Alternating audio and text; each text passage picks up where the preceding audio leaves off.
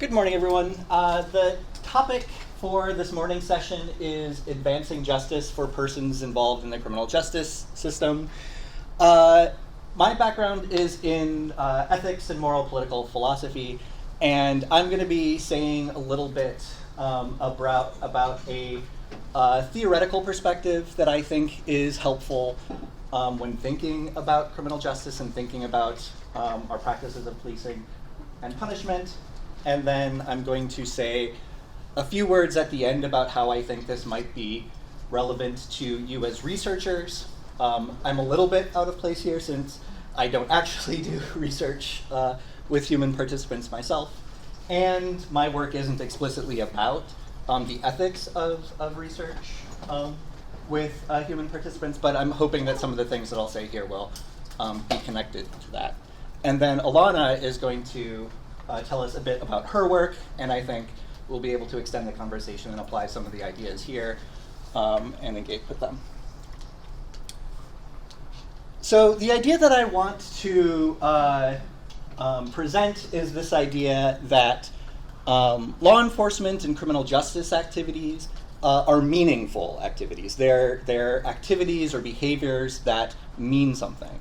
When we stop someone, when we police someone, when we imprison them, arrest them, we're ultimately saying something. Now, the thing that I think is important is that we should be understanding our practices of policing and punishment, at least partly in terms of these communicative dimensions that they have. Philosophers have proposed a variety of these views in trying to suss out this idea about what exactly do our practices communicate or express. So for example, some have focused on this idea that our penal practices are meant to communicate or reaffirm the society's moral standards or moral views in light of a particular transgression. Others have focused on the ways that certain types of practices might express social or moral emotions and our attitudes toward particular types of bad behavior. And so these might be attitudes like, indignation or condemnation, perhaps reprobation or even resentment towards the people who have committed these offenses. And others have viewed our, practices of punishment in terms of some sort of symbolic function of distancing ourselves from that transgression, putting that transgression at arm's length, or perhaps even putting the transgressor at arm's length. And so these are just a variety of these views. I'm not going to commit to any particular idea of them, and in fact, I think it's going to be important to talk about the variety of messages and things that are communicated by our criminal justice activities. One thing to point out here is that this sort of view, this understanding of policing and punishment can be connected to some of those more traditional things that I'm sure you're all very familiar with, like this idea that the primary function of policing and punishment is about enforcing social order or about crime reduction, things like that. The idea of deterrence or incapacitation, I'm sure you're all very familiar with those ideas. You could incorporate this idea about what punishment expresses or you could incorporate some idea about what punishment expresses in order to understand that crime reduction function, but you don't need to. Similarly, I'm sure you're all very familiar with this idea of retribution, this idea that people who do bad things deserve to have bad things happen to them in proportion to the seriousness of their offense. Once again, you could develop a communicative discussion of punishment, that would be connected to retribution, but once again, you don't need to.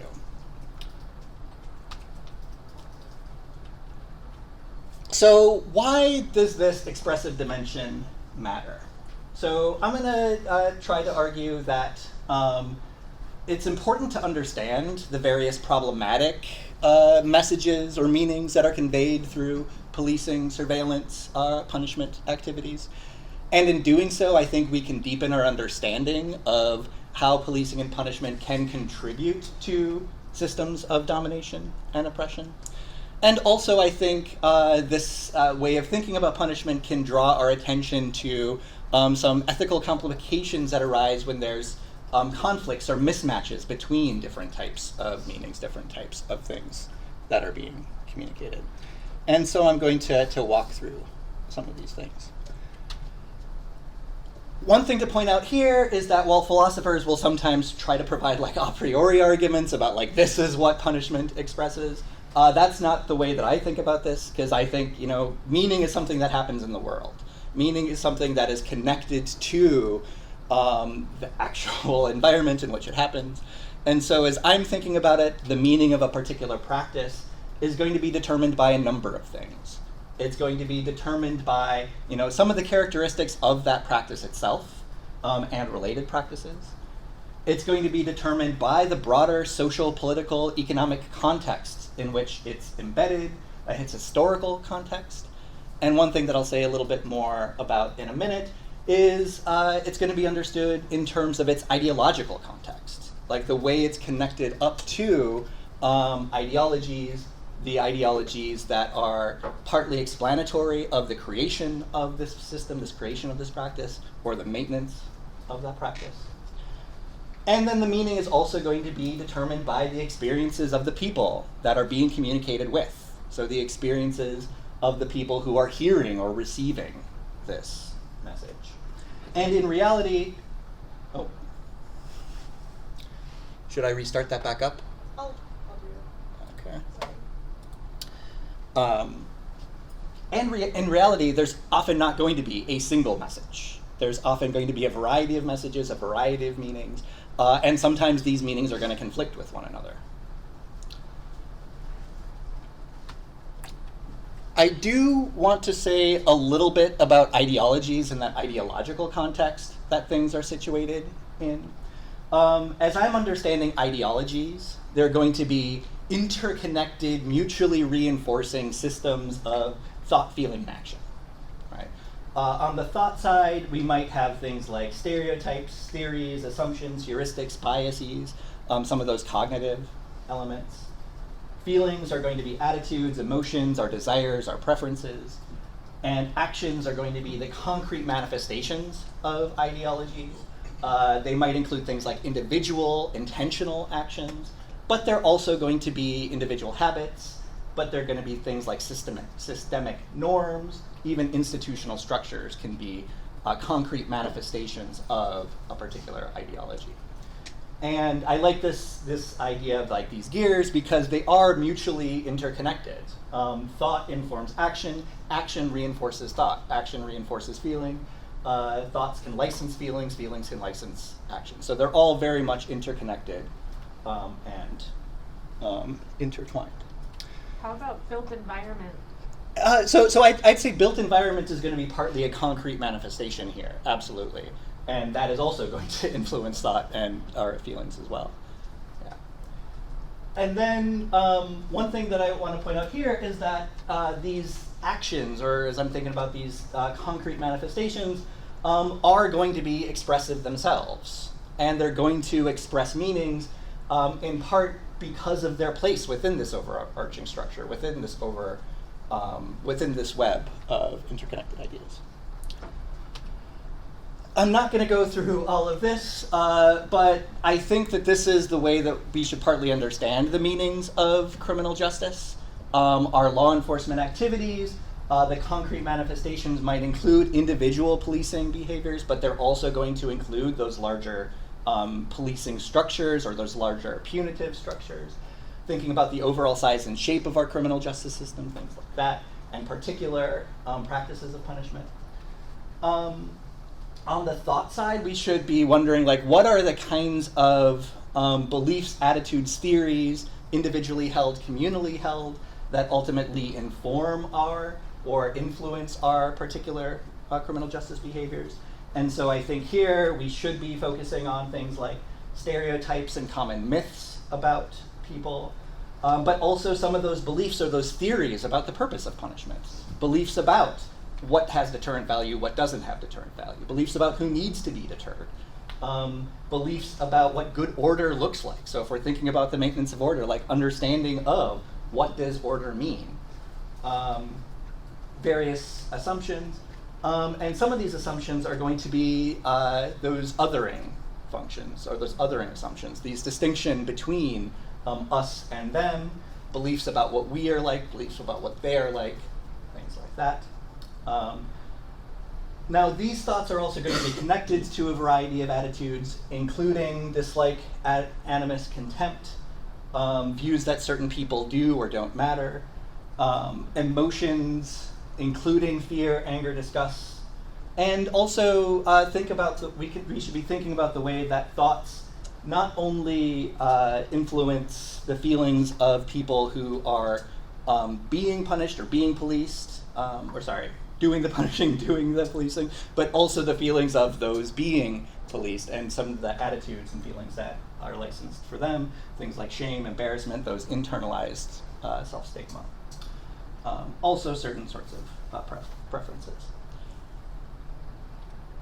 Okay, so when we understand criminal justice activities in terms of this broader ideology, and the fact that these ideologies are often going to be incredibly complex and have a lot of different literally moving parts, we're going to have different meanings conveyed, especially to different people. So the same thing can express many different things. And so just one example that I was thinking about here is a law that targets bathroom use might be understood as an expression of contempt to a trans person, but to somebody else, that same law might express or reinforce that myth of the trans person as predator, right? And to somebody else, say the Proud Boy, that same law might license sort of harassing behaviors or other sorts of violence against them. And so that same law can express and communicate these very different messages to different individuals, but they all make sense given that overarching ideology that they're all individually related to. So that same law can ultimately express a lot of different meanings, but these meanings all make sense in the context of that broader ideology. One thing to point out here is that what we express through our behaviors or through our institutions is often not going to be fully within our control. What you intend to mean isn't going to be the same as what you actually end up meaning through a behavior. So we can choose our words, for example, but you can't choose what your words mean. Like once you've used the words, they have the meaning that's determined by that outside context. And so just to think about how this might work here, how a police stop will be experienced is going to be rooted in things like the local circumstances, that broader context, and the past and vicarious experiences of the person involved, not the intention of the police officer. So how that's experienced is going to be determined by those other things, and the police officer can't say, this is what this means. It's going to be determined from the other perspective. So this also does draw attention to a number of, I think, important conflicts to be thinking about here when it comes to these meanings and some questions that are raised here. So the suggested reading that I put in the folder is from Lerman and Weaver, a few chapters from their book, Arresting Citizenship. And they point out that, we as a society might see ourselves as embracing democratic ideals. At least it seems like we used to embrace democratic ideals. But our criminal justice and law enforcement systems are highly anti-democratic. And interactions with this anti-democratic institution ultimately conveys a variety of undemocratic messages to the people who interact with the police or other criminal justice actors. It says certain things about their relationship to the state that are ultimately opposed to democratic values. And so I think this raises the question, does that mean that we really don't embrace these values? Or how should we think about what we're communicating when what we're communicating is in conflict with the things that we profess to value? I'm running a little bit late, so I'm going to go over this pretty quickly. I think this also gives us an opportunity to think about conflicts between the official message that we're sending and the thoughts and feelings of the officials doing that communicating, or who are agents of that communication. And so Brandon's example that he's used a few times about arresting people for syringes, I think might be a good example here. A police officer might think this is stupid, doesn't want to arrest people for possessing a syringe, but they might feel like they have to in a given context. And so the message that they are actually sending might be in conflict with the things that they actually feel, their individual attitudes. Also, I mentioned on the first day of the workshop that I used to do some volunteer work at a youth prison, leading philosophy discussions in North Carolina. And after the killing of Michael Brown, we had a discussion about police violence with these youth. And I found it really interesting that as we are trying to suss out their ideas about the role of race in this particular incident, many of those kids were very much reluctant to say that race had anything to do with it. They would say things like, oh, well, you have to listen to the cop, and it's his fault for not listening to the cop. Or, they would say things like that. And then there was a officer in the room with us, a staff member of the prison in the room with us. And he's like, no, wait, of course race has something to do with this. And he, an older black man, talked about some of his experiences being pulled over while driving home from work wearing his prison uniform, right? And so one thing that makes me think about here is, these kids, in their experiences, this idea about personal responsibility is, drummed into them on a day-to-day basis. It's like, this is how you get through, this is how you change your life, taking responsibility for your actions. And so these messages about personal responsibility are constantly expressed by people like that very same that very same staff member. But then that staff member doesn't actually believe that. That staff member himself recognizes, no, it's not all about personal responsibility. There are things like racism that can affect your life chances, things like that. Also, I think we should be paying attention to disagreements between different members of the community. So how should we even understand what's expressed on behalf of the community, who is the community, whose values are being expressed and whose values are being excluded? Okay, I do want to just very quickly end with some thoughts about how this might be relevant to thinking about research with people who are involved with the criminal justice system.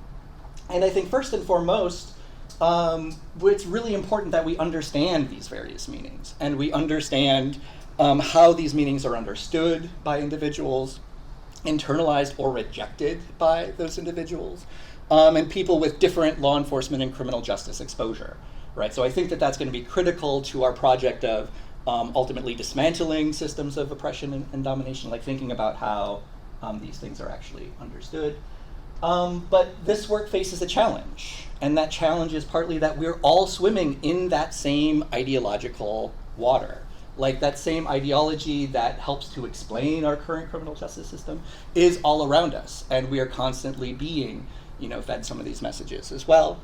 And it's going to be really easy to fail to recognize how one's own work with people whose lives are deeply impacted by policing, surveillance, and punishment might replay some of those same problematic ideologies. And so just some quick examples that I was thinking about, engaging with the community as a problem to be fixed, right? And then, once you're thinking about somebody as a problem, you're not thinking about them as a person. One question that I have here is how might a research experience, participants' experience in research activities be experienced in light of their other experiences of surveillance? Is this just understood as yet another form of surveillance, or things like that? So I'm sure Helena will be talking a bit about that. There's this fact that if we're thinking about the relationships between stereotypes and criminal justice, and whether those stereotypes are, the explanatory value of them, there's this issue that even probing those stereotypes can often reproduce and reinforce them. And it's going to be the fact that, many people who are involved in criminal justice embrace some of those stereotypes as well, right? So people are, very complex, and we all have stereotypes that we deploy. And then these last two points, I think, imposing one's own values or interpretations on a given set of experiences might reinforce the message that their own individual experiences or understandings of those don't matter. And thinking about the general relationship, the hierarchical relationship between researchers, communities, participants, might also reinforce some of those same anti-democratic or undemocratic messages that are communicated through criminal justice experiences or law enforcement experiences. Especially like if one of the things that they're learning is about their relationship to their relationship with the state, people who work for public institutions or whose research is funded, through public funds are in some ways an extension or an arm of the state.